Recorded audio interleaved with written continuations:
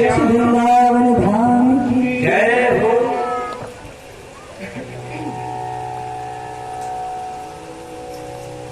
तो इस प्रकार से मेरा गला तो बैठता ही बैठता जा रहा है।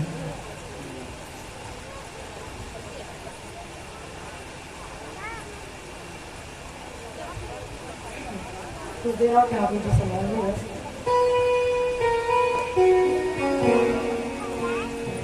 ये आगे सारे ब्रजवासी किशोरी जी ठाकुर जी का मिलन हुआ, बहुत बड़ा प्रसंग है।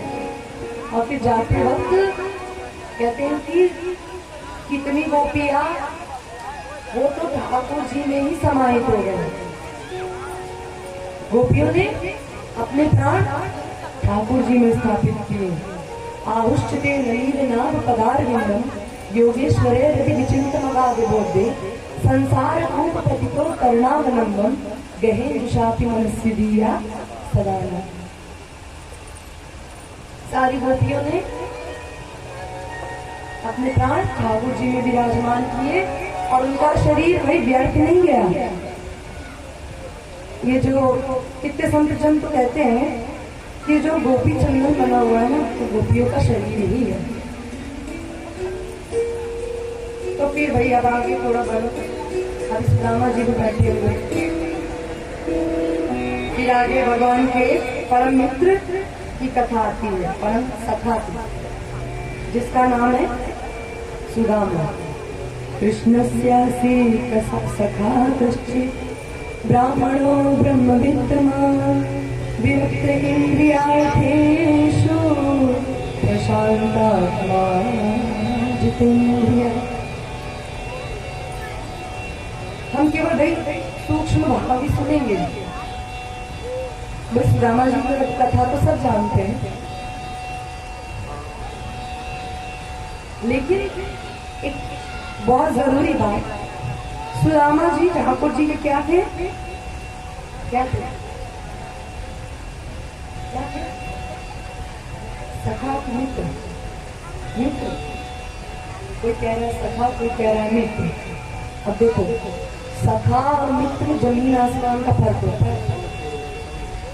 लेकिन भाई भागवत में क्या कहा गया? कृष्ण स्यासीत सखा कश्चित् ब्राह्मणो ब्रह्म विद्वान्। सखा थे ठाकुर जी के। देखो, मित्र और सखा में अंतर क्या होता है? मित्र किसे कहते हैं? यदा कदा मिलती, जो कभी कभी मिले उसे कहते हैं मित्र। सखा कौन? संग खेलते, संग पीबत, जो संग खेले, संग खाए, संग सोए, उसी को कहते हैं सखा। ठाकुर जी सुदामा जी को क्या कहते थे? सखा। बहुत प्रिय थे ठाकुर जी को। और देखो और देखो, जो नवदा भक्ति में आता है ना, नवदा भक्ति में श्रवणम कीर्तनम विष्णु स्मरणम पाद सेवनम अर्चनम वंदनम दास्यम सत्य आत्म निवेदनम। इसमें से जो 8वीं भक्ति है वो कौन सी है? सख्य भक्ति, सख्य आत्म निवेदनम। और सख्य भक्ति के आचार्य कौन है? सुदामा जी। भाई सब कहते हैं ना, सखा हो तो कैसा? सुदामा जी जैसे। क्योंकि सुदामा जी ने अपनी मित्रता निभाई।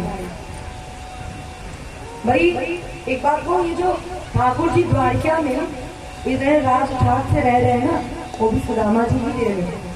कथा तो भाई आप सबको पता होगी कि एक बार जिस समय ठाकुर जी और सुदामा जी की मित्रता कहाँ हुई थी? जिस समय ठाकुर जी मथुरा आए थे ना, तो गुरुकुल गए थे ना, सांदीपनी ऋषि को, वहीं पे हुई थी उन दोनों की मित्रता। और कहते हैं कि एक दिन भाई वहां पे सबका भाई काम लगाया गया हुआ था कि एक दिन वो लकड़ी लेने जाएंगे समिधा हवन सामग्री के लिए। एक दिन गुरुजी ने कहा कि कृष्ण और सुदामा तुम दोनों आज जाना जंगल में, समिधा लेकर के आना, लकड़ी लेकर के आना हवन के लिए। दोनों बोले ठीक है। तो भाई ठाकुर जी और सुदामा जी को जाना था जंगल। तभी उनकी गुरु माँ जो सांदीपनी ऋषि थी, पत्नी थी, उन्होंने कृष्ण और सुदामा के लिए, वो बहुत प्रेम करती थी इन दोनों से, बोली कि ये दोनों जाएंगे तो भूख लगेगी ना मार्ग में, तो उनकी गुरु माँ ने 2 पोटली में चने बांध रखे थे, एक कृष्ण के लिए, सुदामा के लिए, कि रास्ते में भूख लगे तो ये लोग चने खा लेंगे। उसी तरह भृगु ऋषि आ गए, भृगु ऋषि आ गए थे, तो भृगु ऋषि बोले भिक्षा नहीं मांगते, भिक्षा मांगने के लिए, और उस समय उस आश्रम में कुछ नहीं था खाने के लिए, केवल ये 2 पोटली चना ही थी, जो कि उनकी गुरु माँ ने किसके लिए रखा था, कृष्ण और सुदामा के लिए। तो भृगु ऋषि मांगने आ गए, तो गुरु माँ ने कहा भगवान आज तो कुछ नहीं है। अब जैसे ही भृगु ऋषि आए तो उन्होंने चने की पोटली पीछे कर लिया कि भाई ये तो कृष्ण सुदामा के लिए, मैं कैसे दे दूं इनको, अगर वो दोनों भूखे हुए तो, भूख लगी तो उन दोनों को।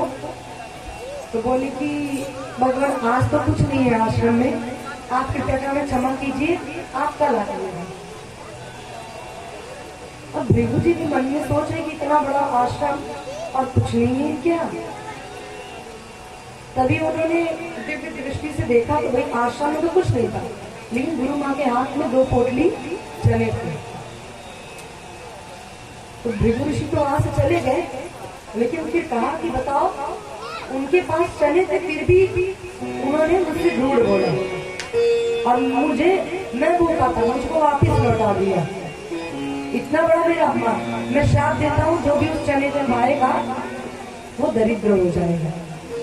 और जिस समय ये श्राप दे रहे थे ना, उस समय सुदामा जी ने एक झाड़ियों के पीछे तुलसी तोड़ रहे थे, सुदामा जी ने सुन लिया और सुदामा जी ने क्या किया, बोला कि उनको, सुदामा जी को तो पता ही था मेरे और कन्हैया के लिए गुरु माँ ने वो चने रखे, और दौड़ करके जाने लगे और वो चने की पोटली गुरु माँ ने ले जाकर कृष्ण को दे दिया। तभी सुदामा जी दौड़ बोले कि अरे गुरु माँ आप इनको मत दीजिए, ये चने की पोटली मुझे, ये बड़ा लापरवाह है, कहीं गिरा दे दो, फेंक दे दो, तुम मुँह को दे दो, मैं संभाल के दौड़ूंगा, मैं दे दूंगी आपको खाने की। सुदामा जी ने वो चने की पोटली ली और बोले चलो कन्हैया हम देंगे तुम्हें। अब पूरी रास्ते सोचते जा रहे हैं, अगर मैं इसे कहीं पे किसी और को दे दूं तो भाई वो भी बेचारा दरिद्र होगा जो इस चने को खाएगा, और यदि मैं इसे फेंक दूं, कहीं ये अंकुरित हो गए तो भाई कहीं वो फिर से जमाए और किसी ने तोड़ करके खा लिया तो वो भी दरिद्र होगा। तो सुदामा जी ने क्या किया, गए जैसे ही जंगल लकड़ी समिधा लेने के लिए, उस समय वर्षा होने लगी।